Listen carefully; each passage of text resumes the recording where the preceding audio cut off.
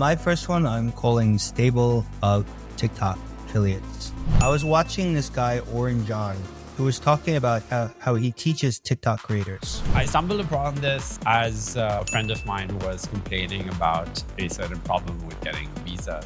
And so I see this as a little bit of a marketplace where you have people that want to be an apprentice and you have people that need apprenticeship.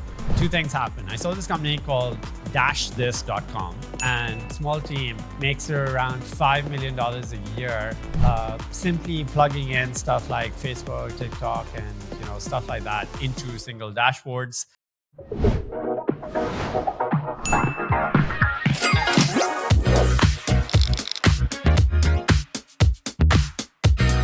Hi, everyone, and welcome to episode 8 of the $1 Million Ideas podcast. Hi, Ken. How are you doing? It's just you and me today on the podcast. Yeah, I'm good. Ready. I can't believe, if we count the pilot, this is our 9th episode so far. So coming close to that 10 episodes, sort of like the thing that we said. How are you feeling about the podcast so far? I enjoy it. I don't know if we've gotten podcast market fit yet, but I enjoy it. Yeah, podcast market fit is interesting. I think you've definitely got to pivot your way into this, so adjusting. So maybe after 10, we reevaluate and see what we can switch up and take it from there. But today we're going to stick to the same format. I'm going to share 2 ideas, and so will Ken. And yeah, that's how it's going to go down. So do you want to get started with the first one, Ken? Yeah. So my first one I'm calling stable TikTok affiliates. And this one, I was watching this guy, Oren John, who was talking about how he teaches TikTok creators. So youngsters that want to be TikTok creators, and he helps them creating quality content and then teaches them how to monetize by setting up affiliate deals. And he talked about how there's a lot of Discord communities that people join now and help each other become TikTok creators, and how some of these people, the talented ones or whoever, some of them start making very serious money, and there's very little investment involved. So he sees it as there's this massive opportunity to create these TikTok creators. And if you have access to good talent, a lot of money can be made. So we've gone down this rabbit hole for the last year or two of content, and creating community is key to getting traction on a business. So I love the idea of getting access to these people that are trying to become creators, sifting out the people that have some talent, plus they need to be hitting a niche that you can somehow monetize, right? And then we become the experts in how to monetize them. So we find the affiliate deals or what products they can promote. And we also make sure, so we help them choose the topics, we edit their videos, we publish their videos so that they're more or less just focusing on creating, right? And we tell them, we even give them some coaching on like what to improve. And so we just have a portfolio of these people who we're not paying, but rather we're just doing revenue share. And then, once certain things start hitting, I think then you have an audience in a certain niche. And then there's even your own business. You kind of take the Mr. Beast approach and say, all right, wow, I have an audience in this. Why don't I create Feastables? So that's the gist of my idea.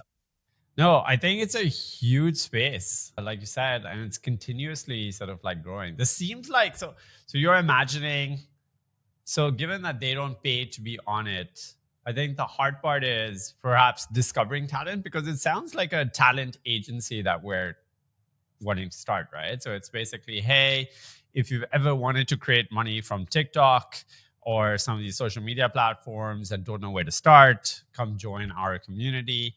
And once they join the community, that's where you're saying that they get all the coaching, they get the brand deals passed to them, and they get to basically test out how good or not they are at this process. Yeah, exactly. I look at it as, and I've heard someone else use this term, but I call it the YC, content creators. So we could be the YC of content creators in Southeast Asia. because I don't think anyone performs that. Because I think there's agencies, once those creators become big, I've heard of several agencies that try to sign these people, but the agencies are not interested in becoming the YC. Like, they don't want to do the, hey, I'm going to help you become popular. And that's where I think we could play a role if and sign these people early. Do you think it sounds like YC, or does it really sound like, I feel like the closest analogy I can think to is like a modeling agency, and they scout like very good looking people and they bring them in, and then they perhaps teach them like, okay, do this, do that, get your photos cut like this and things like that. And then they sort of like get brands in front of them. Do you think it's more like that, or is it like you basically have to spot nearly raw talent, or you just take anyone regardless? Like in modeling agencies, it's a function of how you look as well. And so if you don't look a certain way, you don't do this. But it seems like in this model, that's not the barrier per se. Anyone can join just as long as you have a perhaps pleasant personality on camera. Yeah, I see it as, I see YC as, okay, there's a lot of complexity involved. I see modeling agency as there's very little complexity involved. It's, it's just the way the person looks, right? Whereas like with this, the person might have talent, but it's beyond talent, because you need to know how to write the story, how to film it, how to edit it, how to publish it, what kind of, thumbnail to use, what type, and we're going to own all that. So for me, it's beyond just spotting good talent and letting them run with it. Like if you spot good talent, you let them run with it, like it still will probably fail. Whereas we want to take away some of that risk by becoming good at thumbnails, descriptions, titles, angles, and all this. The angle really goes from, we help businesses sort of like create, UGC content or stuff that looks like UGC content in a really branded sort of like way. And the supply of talent is how it's going to come in from the other side. And then we charge the brand money to create the videos, and then we give a percentage of that back to the talent. Or I would even just try to do these pure, I think it's easier to do pure affiliate deals. And so affiliate, like you have all these products, D2C products especially, that just say, hey, when you sell my product, I'm going to give you 10%.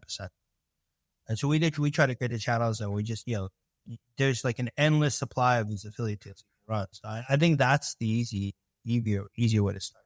So you got to like figure out what the product is first, because you're also taking a bet on the product then as well. Yeah. And I think there's a lot of products out there that are offering these type of affiliate deals. So, you should just know that, okay, for this niche, there's a ton of products you can promote, right? So, whereas this other niche, like there's a ton of creators and not many products to promote. I like the fact that we're aligned then with the end customer who's coming in, because there's no risk. So therefore, on both sides, you're sort of like getting the flows in without any friction. If any D2C brand can come in and says, hey, I'm interested in you guys trying to create some videos for us, we review the product and everything, and then we see whether that's feasible, and then we pass it to the talent. I think the talent is the one which is going to feel the biggest rub, because they will have to record these videos, put them in, and they may or may not get paid at the end of that thing, which is a function of their own performance. But yeah, I think like that's going to be the one that we have to convince. I think many people would still love to do it, because we're going to, like the barrier to a lot of talented people that would be good on camera is that they're probably lazy and they're not willing to learn how to make a good thumbnail, how to film themselves, how to improve. They don't have the mindset for it. So that's where, even if they don't make them much money, we're almost like taking them through a training course. Just on this, how to make this better and make it easier for the creators, I saw a business yesterday called icon.me, and it's backed by Peter Thiel. I think one of the founders is a Peter Thiel fellow as well. And what they do is that they get one of these TikTokers to record one video with the product, and then using AI, they can switch up whatever the person said on video. And you can't even tell that the video has been edited. It was crazy. You should check out the demo. So I think the tagline is something like, create one video and cut it 20 times. And that gives massive amounts of like power back to the brand owners as well when they want to, oh, don't say this or do that. And you have all these cuts and edits that you got to do. These guys have figured out how to do this in just a single video. So that was pretty amazing too. So I've seen, I think Heyday has put on some videos that are a bit similar to that. But I think with those models coming, if you own this sort of agency that has access to all this content creators, that's just more revenue opportunity for you. So every piece of content you create, like now you can promote lots of different products seamlessly. Just test, this sounds like the traditional sort of like, double-sided market where you have two sides that you got to pick up. Which side would you go first? And how would you do that? Like, I would want to understand what the affiliate landscape looks like, because I have not delved much into that, and I think there's platforms where basically D2C brands say anybody can promote it, just pay out. And then there's platforms where you get to do individual this. So I'd want to understand that before I then use that knowledge to say, all right, these are the niches of where I want to find content creators. And then I just start jumping onto these Discord communities and, seeing who I can dig up and just browsing TikTok and whatnot, try to find inspiring creators in those niches. Well, therefore, it looks like the person who wants to get started with this is definitely someone who has affiliate experience with these products, knows where the good deals are, perhaps already has some relationships. And then, like Ken said, there's enough supply on the other side, then it's sifting through the supply and then finding the right stuff and then putting it together. So someone perhaps who was in marketing, business development of some sort on the e-com side or something like that will be a good fit for this. And then, this sounds like also a really good way as to, the upfront risk is not that high if the person knows or has access to people who can edit videos and then take it from there. Because if you get the deal, you get the creators, you put it together, you provide it back to the customer. The question mark in the model is definitely, will it sell with that video and with that link? And that's going to be the key part here. So someone with already a social following to promote this is also going to probably do much better than the average person who picks this idea up. All right. So for my first idea, I stumbled upon this as, a friend of mine was complaining about a certain problem with getting visas. And I looked into this company, which he was talking about, called VFS Global. I had heard about this company, but, the backstory is really fascinating. So here's a quick 1-minute backstory of how this visa processing company makes close to $1.8 billion in revenue a year today. So in 1906, there's this guy called Alfred Keone. And in those days, travel was like a luxury reserved for only the very wealthy people. And so he sets up one of these first travel agencies called, I think, the Keone something in Switzerland. And his aspirations are to make travel accessible for everyone. And, back in the day, travel agencies were the things because there were no aggregators and OTAs and stuff like that. So over the course of that period, he grows the company considerably, benefits from all the upwinds as, people are getting wealthier after the two wars and things like that. Business grows, does really well. And around the early 2000-ish period, the business has grown substantially. So he sort of tasks one of the people who works at the company to start divesting the company, provide diversification. And one of the people at the company suggests that why don't we start this visa processing service, which a lot of people are requesting for? Because I think by that time, especially from the Asian or South Asian subcontinent, a lot of the passports require you visas to travel. And that's when they come up with this thing called Visa Facilitation Service, which is what VFS stands for. And it was an immediate sort of hit. First, they were doing this manually. They were like, okay, you want to apply, we'll get the documents together for you and blah, blah, blah. But I think the core part of this was that they actually went to the governments of the countries that they were processing visas for and say, let us, instead of your embassies handling all of this, let us handle it all and we'll just streamline the process for you completely. And that was a huge moat that they put in. I think like by 2015, he had wanted to divest some of the travel agency parts of the business, which were not working. And in 2016, they sell the entire thing to a Swedish private equity group called EQT for, I think, close to 1.6 billion.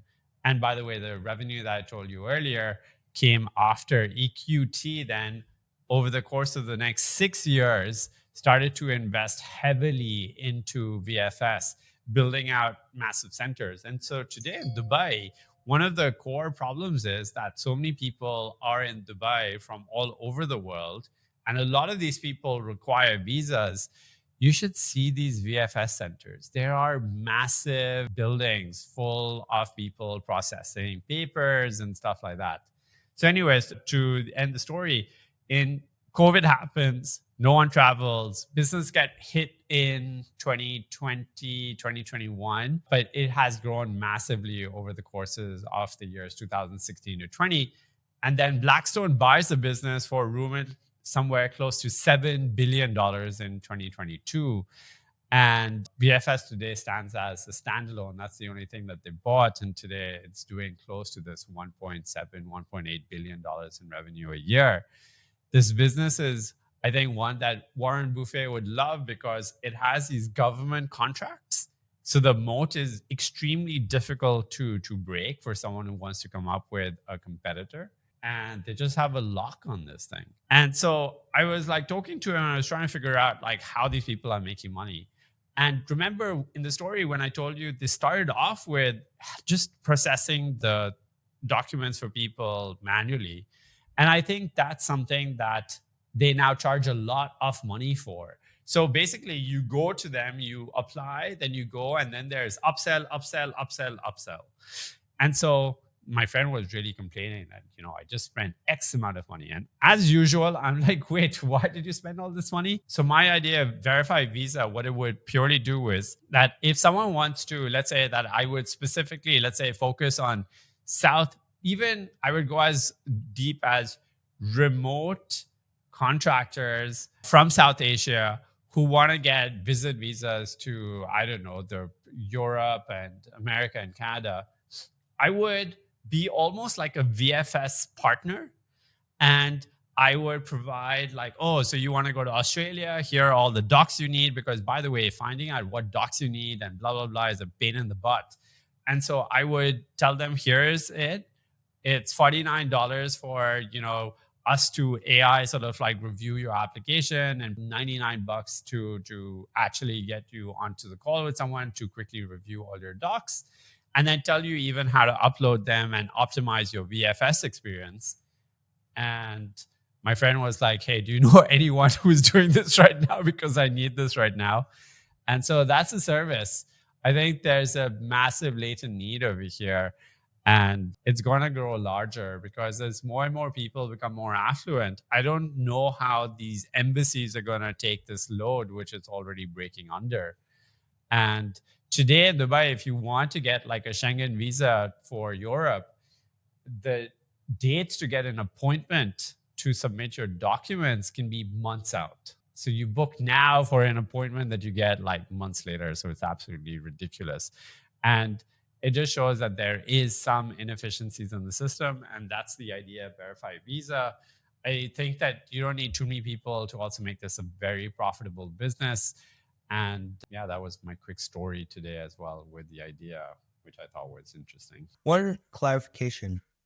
This is the agency that the customer goes to prepare the application, and they give feedback and then they submit on behalf of the customer? Or do they also provide the service to the embassy to review and accept or reject the visa application? So there are two ideas, right? One is VFS, which today you could go and do all of this. It will cost you well in excess of a couple of $100 to do everything properly and review it and upload it and all of this stuff. There are a lot of hidden fees. So basically what I'm saying is to be partnered with VFS so that your experience at VFS is very streamlined. It's not like, oh, I forgot this document. You didn't get this. You didn't get that. You just do this pre-check almost. First, like TSA pre-check. And it's like you're pre-checked and the probability of going in is much higher. And it's like, because it's a standardized process, which is why VFS is successful, we're almost like a pre-check for them. And I'm sure people are doing this as small mom and pop shops, but I would heavily use AI review and then in-person review if needed to get this done. And yeah, that's the idea. And I would charge $99 because I would use like a mix of people in offshore locations to review this. Yeah. So the VFS has that now makes sense. So the VFS has the government contracts. They actually do the visa processing, and your idea is to prepare the application for VFS, and you make it much like it. This reminds me a bit of the bureaucracy one. Like you're preparing everything so it goes smoothly. I've done a lot of traveling. I've been in over 90 countries in my life.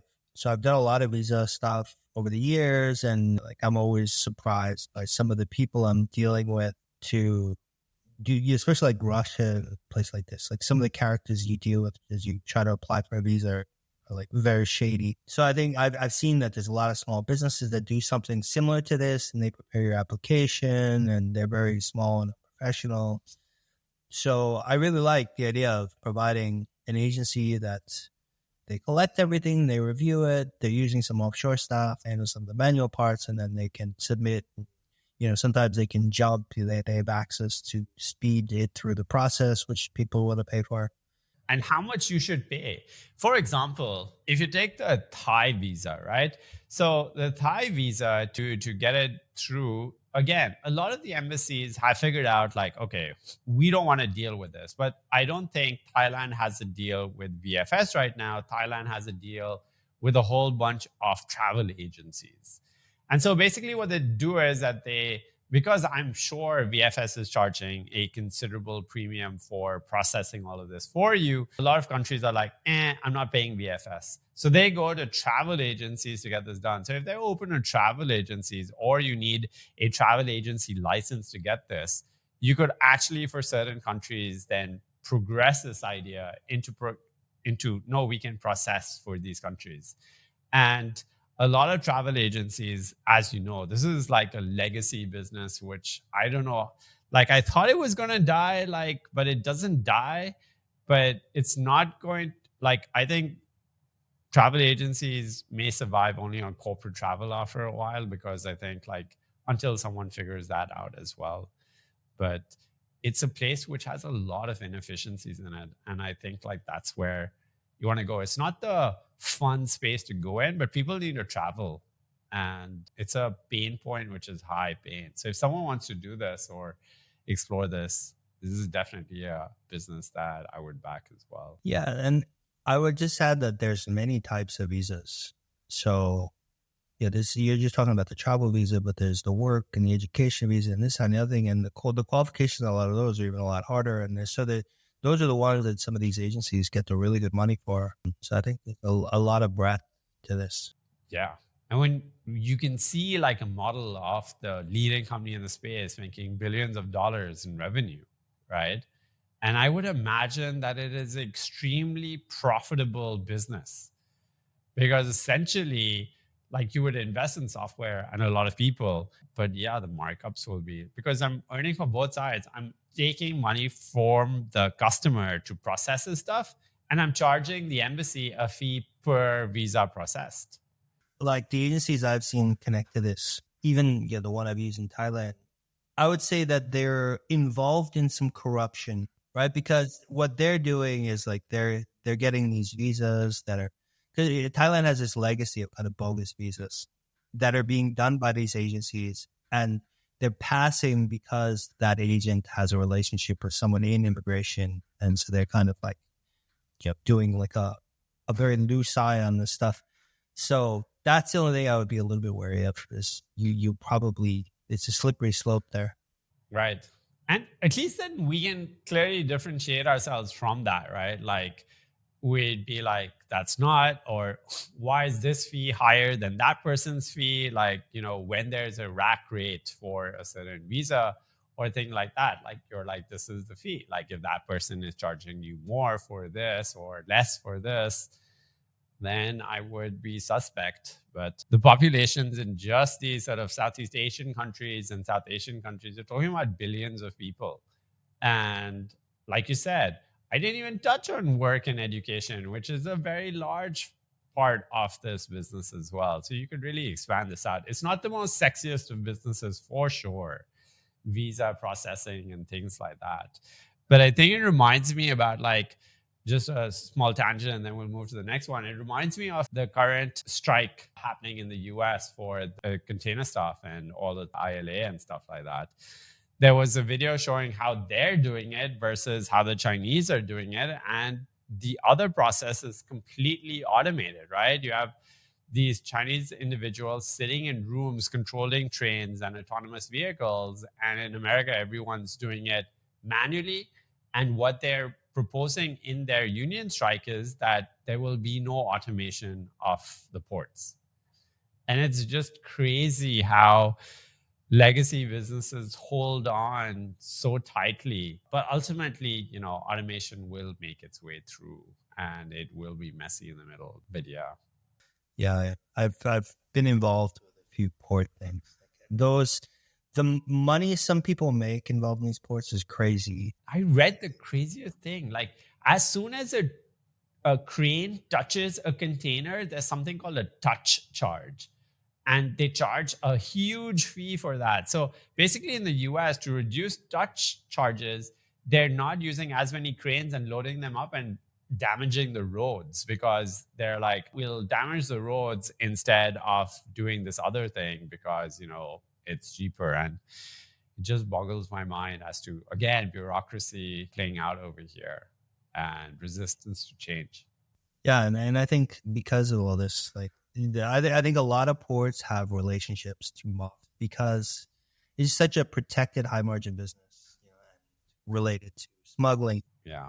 Well, good luck. I think like world is definitely in a strange place today, but anyways, people will still need visas. And so yeah, that's where we ended. All right. Again, that was a bit long from my side, but on to your next idea. So my next idea, I call the Apprentice Platform. And so I see this as a little bit of a marketplace where you have people that want to be an apprentice and you have people that need apprenticeship, are looking for someone to, or need someone to kind of mentor them. I see this. So there's this one classic example. So I'm on this, we do a meeting once every 2 weeks with this group of guys. And one guy's a very successful Kindle ebook seller for a long time. And he's kind of a lazy guy and like he makes good money. And so he's never really that motivated to share much. And then there's this other guy who's already pivoted, probably like 6 or 7 different ideas in the past 2 years. And he's really excited about each one. And then at some point it doesn't work. And they're friends. And like, I always like am surprised because I'm like, why don't like, one guy definitely needs a successful business model and he's willing to put in the work. And this other guy, he's kind of like very happy just in his little niche, but what he's doing could definitely work in other niches. So why, if there was some kind of incentive to bring these two people together, and I think this is often the case. You have this small group of people that have found something very successful. They scale it within their niche. But then, if they want to do it in a completely different niche, it would work, or it likely would work, but it's a lot of work. And because they're making good money, they're just not interested.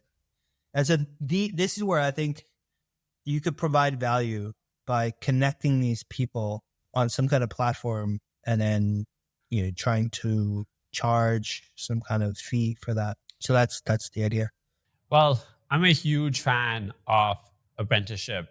And I basically think that the world is definitely trending towards a spot where if technology is going to change at the rate it's going to change, and then you're going to schools which are not preparing you for all of this change. And we have a business called AI Camp, which is sort of like an apprenticeship for young, gifted children to get a head start with AI. And we actually start placing kids at 18 at companies. It just reminds me of that. And I think it's a huge market because I think there are kids and people who are already pretty good at some things or have an interest and don't have the outlet to explore that too much with someone. I think the deal with apprenticeship is the same with mentorship as well, in the sense that the person has to have a lot of drive, at least the person who's wanting to get apprenticed is like, I want to become better at this. And then you actively seek someone who's really world class at it and get it done. And I think like that provides a really great funnel for people who are looking for, like, whether that be your friend or anyone else who wants to do this, because I think like this is going to be the way. I personally believe in this new sort of like model. In this new model I'm constructing of the world is that there will be very few full-time employees, and we share this sort of like thing. Then there will be a lot of contractors along the way, and in that model, you sometimes will come across contractors or people that will be very gifted and that you want to work more with. And I think if companies had a structured sort of like apprentice program that we could help them through that, that would be a huge win for companies to get access to really, upcoming talent. And yeah. And this is how it used to be, by the way. If you wanted to be a blacksmith back in the day, you would find a blacksmith that was going to teach you the ways and you would shut up and do it. And lastly, my favorite documentary is Jiro Dreams of Sushi. I don't know if you've seen it. They sit for 5 years and learn how to make rice perfectly. And I don't think too many people have the patience anymore for true apprenticeship today. But yeah, that's what came to mind when you shared your idea. Yeah, I agree. I think like this was the way that people did things in the past. And I think for a while we got into this whole go to college, and that worked, and they kind of replaced apprenticeship because you had a very liquid market for these graduates. And I think that market for these graduates is not as liquid, and the graduates, the type of graduates creating are not exactly well suited for the new marketplace and what it needs. So I agree. Like I've read in a couple places, and I think even Peter Thiel would say like that he sees it all moving more towards back the old apprenticeship model. I think providing platforms that allow to do that, and especially are good at certain niches. I think you play the long game. Like if that's where you see the vision, things moving, you can get ahead. For sure. Universities and higher education in its current structure and form doesn't work anymore. People are not getting jobs. You have to pay like 50 or 100 grand a year to go to uni, get saddled with debt, which you can never pay off. And it's just a huge Ponzi as far as I'm concerned. And the worst part is that they're not preparing them for what lies ahead as soon as they graduate.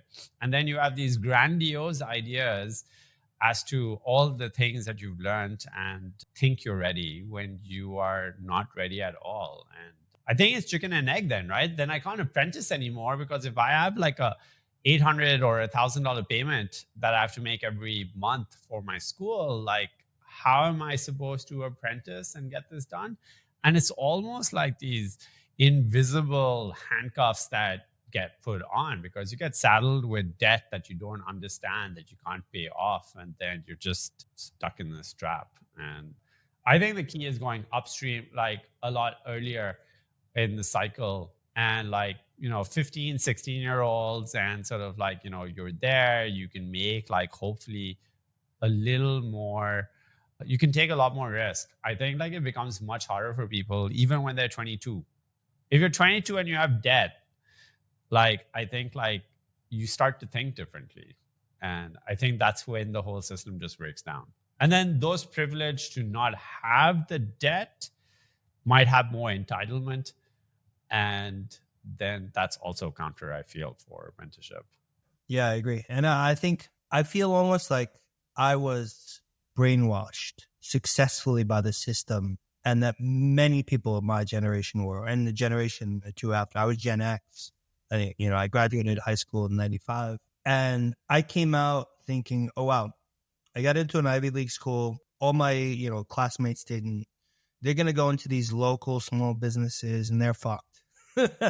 Like, that was like my mindset, right? And it's so wrong. Like some of those people that were in my high school, like they do really well. And I see, and they did see local businesses that scaled, and like, and here I was like completely convinced by the system that I was gonna shoot off and become a rock star, and that they were gonna like be in the local bar and completely screwed. And like that is not what happened. You know, like I did okay and I enjoyed my life, blah blah blah. But like, you know, I think a lot of people and like the TV and the movies like all reinforce this. It's so true. It's almost like, we're sold this thing, and then, like I said, like Ivy Leagues or anything, like that sense of entitlement or superiority is just inbuilt into the system. You're here, they have all of these. Our school was created like, 400 years ago, or here's traditions that have come down, here are all the people. And then you just get, like you said, brainwashed that this is who I am now and what I need to do. And so when you want to apprentice with someone and that person is really skilled and that person is only letting you apprentice because he or she believes that you have something in it. And the key part has been like, if there is no humility in that person, the relationship won't last, because the master is the one who is actually helping the apprentice level up. And so I think like you see that like when I was watching Jiro or stuff like that, and when I see it with millennials or stuff like that, they're like, how can this person sit and sort of like just cook rice perfectly for 3 4 years? And I was like, if that's what he says it takes to get it perfect every single time, I guess that's what you got to do. Why can't a machine do this for? And like maybe this is just tangent video time, but when I was interning at big sort of like investment bank, I had this sense of entitlement in the first year. So I get like, my first assignment is to do a sensitivity analysis on a structured debt that steel mill has taken.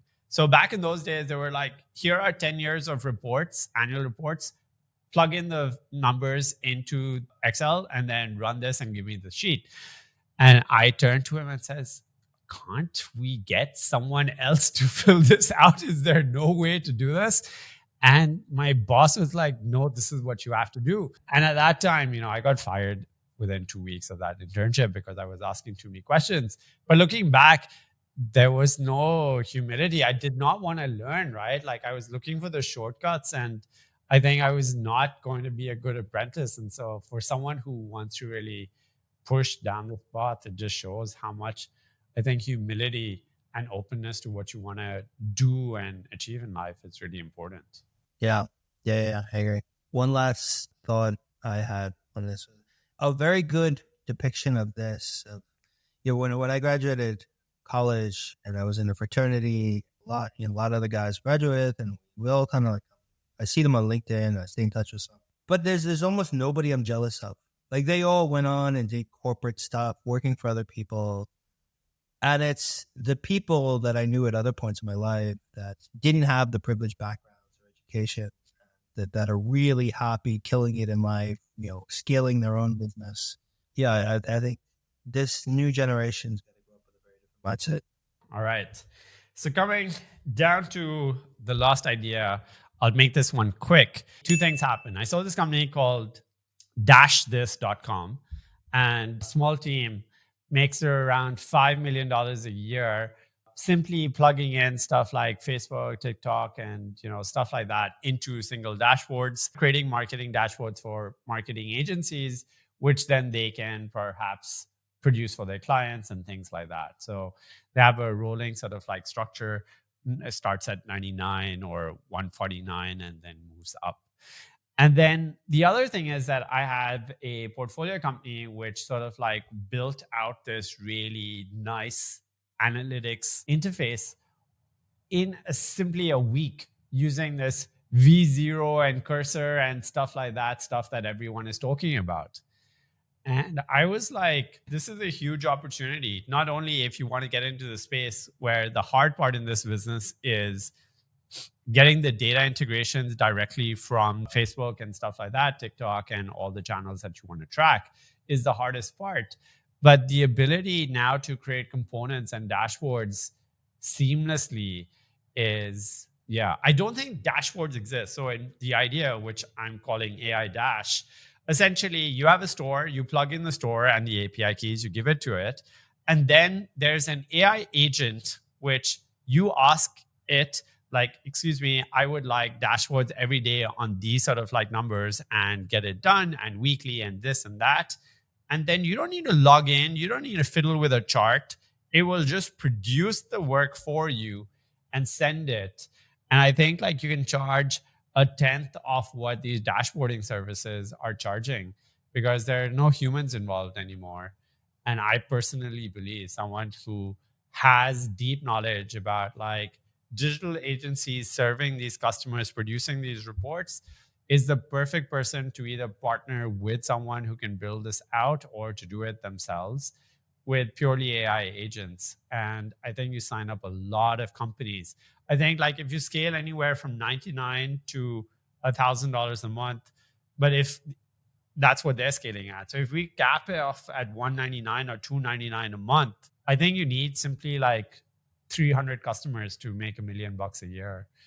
And yeah, it seems like the lowest hanging fruit for an AI agent to come about. And I won't be surprised if you see a company like this in the next 6 months or less.